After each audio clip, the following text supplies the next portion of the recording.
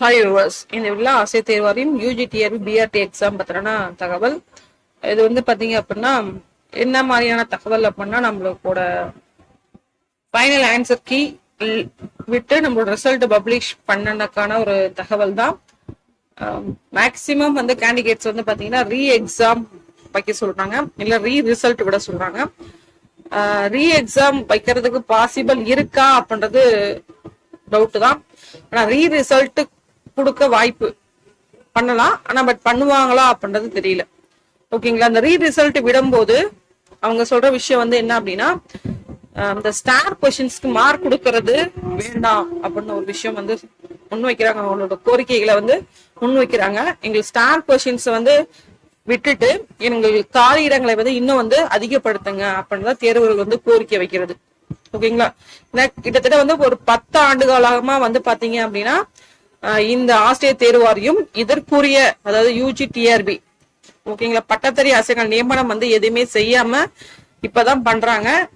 Vacancy வந்து TRP பொறுத்த annual planar பொறுத்தளவு வந்து பாத்தீங்க அப்படின்னா நம்மளுக்கு லாஸ்ட் இயர் வந்து பாத்தீங்க அப்படின்னா நம்மளுக்கு ஃபுல்லாவே இருந்துச்சு. ஓகேங்களா, அதாவது 3000 மேலேயே நம்மளுக்கு இருந்துச்சு. ஓகேங்களா, ஆனா பட் நம்மளுக்கு இப்ப நோட்டிபிகேஷன் இருக்கும்போது 2000 சில்லரை விட்டாங்க. அதுக்கப்புறம் ஒரு 360 விட்டாங்க.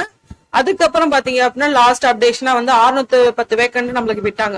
சரிங்களா, அப்படின்ற விஷயத்துல இப்பதான் வந்து நம்மளுக்கு என்ன இதுன்னா 3000 சில்லறதுக்கு மேல 3000க்கு மேல வேக்கண்ட் வந்திருக்கு.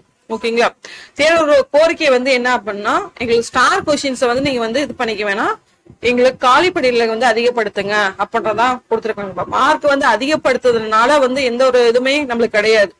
இப்ப 100 மார்க் நம்ம மேக்சிமம் மார்க் நம்ம வாங்கியிருந்தாலும் 110, 125, 134 மார்க் எல்லாம் வந்து ஃபர்ஸ்ட் மார்க்கா வாங்கியிருக்காங்க. ஒரு சில சப்ஜெக்ட் எல்லாம் கெமிஸ்ட்ரி 134 தான் ஃபர்ஸ்ட் மார்க், மேக்ஸ்ல 135 ஃபர்ஸ்ட் மார்க். ஓகேவா, ஏன்னா 12 மார்க் ரெடியூஸ் ஆகிறதுனால அது ரெடியூஸ் பண்ணீங்க அப்படின்னா அந்த கேண்டிடேட் தான் வந்து என்னது ஃபர்ஸ்ட் மார்க்கா இருக்க போறாங்க. அதுல இருந்து நம்மளுக்கு கட் ஆஃப் அப்படின்றது நம்மளுக்கு நிர்ணயம் ஆகும். ஓகேங்களா, சோ ஆனாலும் பட் என்ன அப்படின்னா இந்த மார்க்கை வந்து ஸ்டார் கொஸ்டின் மார்க் கொடுக்கறதுனால எந்த பெனிஃபிட்டும் நம்மளுக்கு கிடையாது.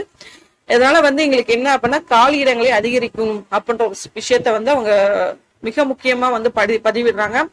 ரீ எக்ஸாம் வைக்கணும், ரீ ரிசல்ட் வைக்கணும், கோர்ட்ல இது வந்து கோர்ட்ல வந்து போய் கேஸ் ஃபைல் பண்ண முடியுமா, அந்த மாதிரி ப்ராசஸ் எதுவும் பண்ண முடியுமா அப்படின்ற மாதிரி நிறைய விஷயங்கள் வந்து கமெண்ட் செக்ஷன்ல வந்து சொல்லிட்டு இருக்காங்க. ஓகேவா, சோ இது மாதிரி விஷயங்கள் வந்து எப்படி ஹேண்டில் பண்ணுவாங்க அப்படின்றது நம்மளுக்கு தெரியாது.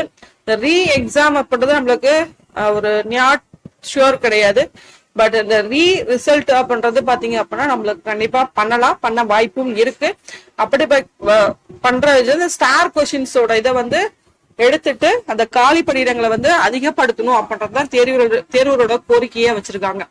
ஓகேங்களா, எப்படி வந்து மார்க் இவ்வளவு மார்க் வந்து நம்மளுக்கு அதிகமானுச்சு அப்படின்றது நிறைய பேத்துக்கு இந்த கொஸ்டின்ஸ் இருக்கு. அது காரணம் என்ன அப்படின்னா சப்ஜெக்ட் வைஸ் வந்து பாத்தீங்கன்னா கிட்டத்தட்ட வந்து ஒரு 5 சப்ஜெக்ட் பாத்தீங்கன்னா 10 கொஸ்டின்ஸ் மேல வந்து ஸ்டார் கொஸ்டின்ஸ் ஆயிருக்கு. பிளஸ் அந்த ஸ்டார் கொஸ்டின்ஸ் ஆப்ஷன் வந்து பார்த்தோம்னு வச்சுங்களேன், ஒவ்வொரு கொஸ்டின்ஸ் ஆப்ஷன் பாத்தீங்கன்னா மோர் தென் 1 ஆப்ஷனா இருக்கு. ஒரு சூஸ் த கரெக்ட் ஆன்சர் அப்படின்னா கண்டிப்பா நம்மளுக்கு ஒரு ஆன்சர் தான் இருக்கணும். இல்ல அப்படின்னா 4 ஆப்ஷன் கொடுத்துட்டு லாஸ்ட் ஆப்ஷன் வந்து மேல இருக்க அனைத்தும் சரி அப்படின்னு ஒரு ஆப்ஷன் கொடுத்துருப்பாங்க. இப்படிதான் வந்து நம்ம இது வரைக்கும் படிச்சிருக்கோம். ஓகேவா, ஏன் வந்து இந்த ஒரு நிலைமையில வந்து கொஸ்டின்ஸ் எடுத்திருக்காங்க அப்படின்னு கண்டிப்பா இது ப்ரெடிக்ட் பண்ணவே முடியல. ஏன்னா ஒவ்வொரு இதுமே வந்து இப்ப இந்த ஆன்லைன் எக்ஸாம் மோடுக்கு நம்ம மாத்தினது பிறகு பாத்தீங்கன்னா மிக விரைவில் ரிசல்ட் வேணும் அப்படின்னு நிறைய விஷயங்கள் நம்ம சொல்றோம். பிளஸ் அது மட்டும் இல்லாம பாத்தீங்க அப்படின்னா சப்ஜெக்ட் எக்ஸ்பர்ட் வந்து கிட்டத்தட்ட 70 பேர் வச்சுதான் அவங்க எல்லாமே ஹேண்டில் பண்ணியிருக்காங்க. அப்படி இருக்கும் பட்சத்துல சப்ஜெக்ட் எக்ஸ்பர்ட்டுக்கு தெரியாதான், அவங்க இண்டிவிஜுவலா அவங்களோட மெமரியில நம்மளுக்கு கொஸ்டின் எடுக்கலனாலும் டெக்ஸ்ட் புக் வச்சு தான் கொஸ்டின் எடுப்பாங்க. கொஸ்டின் எடுக்கும் போது லாஸ்ட் எண்ட்ல ஆன்சர் இருக்க போகுது. இப்போ 2 லைன் எடுக்கிறோம், ஒரு பேராகிராஃப் எடுக்கிறோம் அப்படின்னா அந்த பேராகிராஃப்ல தான் ஆன்சர் இருக்க போகுது. அது தனியா போய் ஆன்சருக்கு எங்கேயுமே யாருமே வந்து சர்ச் பண்ண போகுது கிடையாது. எந்த டெக்ஸ்ட் புக் அவங்க ரெஃபர் பண்றாங்களோ அந்த டெக்ஸ்ட் புக்ல அந்த பக்கத்துல அவங்க கொஸ்டின் எடுத்தா அந்த பக்கத்துலயே தான் ஆன்சர் இருக்க போகுது. அப்படி இருக்கும் ஒரு பட்சத்துல வந்து ஏன் வந்து இவ்வளவு ஒரு குளறுபடிகள் இருக்கு அப்படின்றது கண்டிப்பா யாராலுமே ப்ரெடிக்ட் பண்ண முடியல. அந்த சப்ஜெக்ட் எக்ஸ்பர்ட் வந்து எப்படி இருப்பாங்கன்னு கூட இதுல எந்த ஒரு எக்ஸ்பீரியன்ஸை வச்சு அவங்க சப்ஜெக்ட் எக்ஸ்பர்ட்டா வந்து அவங்க நிர்ணயம் பண்றாங்க அப்படின்றது நம்மளுக்கு தெரியல. ஓகேங்களா, இப்ப நம்ம கொஸ்டின் நம்ம செமஸ்டர் கொஸ்டின்ஸ் எல்லாம் நம்ம எடுக்கும் போது பாத்தீங்கன்னா ரொம்ப நிதானமா கரெக்டா இல்ல ஸ்கூல் ஸ்டூடெண்ட்ஸ் கொஸ்டின் எடுக்கும்போது ரொம்ப நிதானமா நம்ம கொஸ்டின் எடுக்கிறோம். ஆன்சர் கீ வித் ஆன்சர் கீயோட தான் நம்ம கொஸ்டின் எடுக்கிறோமே. ஒரு கொஸ்டின் எழுதும் போது அது பக்கத்துல ஆன்சர் கீ கொடுக்கணும். ஓகேவா, ஆன்சர் கீ இருக்கணும். ஓகேவா, சோ அப்படி இருக்கும்போது ஏன் வந்து இந்த ஒரு விஷயம் வந்து ஆசிரியர் தேர்வு வாரியம் வந்து இவ்வளவு கவனக்குறைவா அவங்க வந்து செயல்பட்டிருக்காங்க அப்படின்றது வந்து கண்டிப்பா யாராலையும் ப்ரெடிக்ட் பண்ண முடியல. சோ அதனால வந்து தேர்வுகளை வந்து என்ன பண்ண சொல்றாங்க, ரிசல்ட் கேக்குறாங்க. இல்ல அப்படின்னா காலிடங்கள் இன்னும் வந்து மீண்டும் வந்து அதிகரிக்கணும் அப்படின்ற ஒரு விஷயம் சொல்லிடுறாங்க.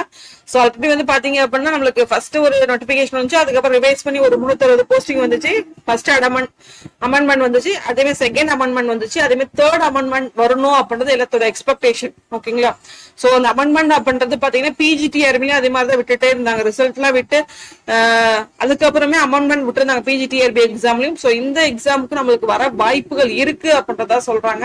கண்டிப்பா வந்துச்சு அப்படின்னா ரொம்ப சந்தோஷம் தான். உங்க சைட்ல நீங்களும் எப்படி கோரிக்கையை கொடுக்கணுமோ அது மாதிரி வந்து டிஆர்பியில கோரிக்கை கொடுக்கணுமோ, இல்ல பள்ளிக்கல்வித்துறை கோரிக்கை கொடுக்கணுமோ, இல்ல வந்து முதல்வருக்கு கோரிக்கை கொடுக்கணுமோ, இல்ல வந்து பாத்தீங்க அப்படின்னா பள்ளிக்கல்வி செயலருக்கு கோரிக்கணும், யாருக்கு நீங்க கோரிக்கை கொடுக்கணுமோ அவங்க வந்து கண்டிப்பா வந்து நீங்க கோரிக்கையை நீங்க கொடுத்துக்கிட்டே இருங்க. அப்படின்னா இதுக்கான ஒரு பெனிஃபிட்ஸ் வந்து நம்மளால அடைய முடியும். சோ மீண்டும் இந்த எக்ஸாம் வந்து நமக்கு எப்ப வந்து நோட்டிபிகேஷன் ரிலீஸ் பண்ணுவாங்க அப்படின்றத வந்து கண்டிப்பா நம்மளால ப்ரெடிக்ட் பண்ணி சொல்லவும் முடியாது. சரிங்களா, இப்ப என்ன பிஜிடிஆர் 2 இயர்ஸ் ஒரு தடவை நடக்குது, இது 10 இயர்ஸ்க்கு அப்புறம் தான் நடந்திருக்கு. சோ இன்னும் 10 இயர்ஸ்க்கு அப்புறம் தான் நடக்குமா அப்படின்றதே தெரியாது. ஓகே, அதே மாதிரி பாத்தீங்கன்னா அசிஸ்டன்ட் ப்ரொபோஸ் நோட்டிபிகேஷன் அதே மாதிரிதான். ஓகேங்களா, சோ அதெல்லாம் பாத்தீங்கன்னா ஒரு 3 வருஷத்துக்கு 4 பாலிடெக்னிக் அப்படிதான் எல்லாம் வந்து பாத்தீங்கன்னா இயர் கால்குலேஷன் எடுத்து நோட்டிபிகேஷனே வருது. நம்மளுக்கு ஒரு நோட்டிபிகேஷன் வந்து ரிலீஸ் ஆகி ஒரு போஸ்டிங் போறதே கிட்டத்தட்ட 6 மாசம் ஆயிடுது. அடுத்த நோட்டிபிகேஷன் வந்து 6 மாசம். அப்படின்னா ஒரு இயர்ல வந்து பாத்தீங்கன்னா 2 தான் நம்மளுக்கு ப்ராசஸே நடக்குதுங்களே. ஓகேங்களா, சோ அதனால வந்து தெருவிலாய் நீங்க உங்க சைட்ல எப்படி வந்து நீங்க கோரிக்கை வந்து கொடுக்கணுமோ கண்டிப்பா கொடுங்க. சோ இதோட பெனிஃபிட்ஸ் வந்து எப்படி வந்து நீங்க அடையும்னு நினைக்கிறீங்களோ கண்டிப்பா அது மாதிரி செய்யுங்க. இது வந்து பாத்தீங்கன்னா ஒரு சப்போர்ட்டிவா எல்லாருமே வந்து ஒரு சேர்ந்து செய்யக்கூடிய விஷயம். கண்டிப்பா எல்லாருமே சேர்ந்து செய்யுங்க. நன்றி, வணக்கம். தேங்க்ஸ் ஃபார் வாட்சிங்.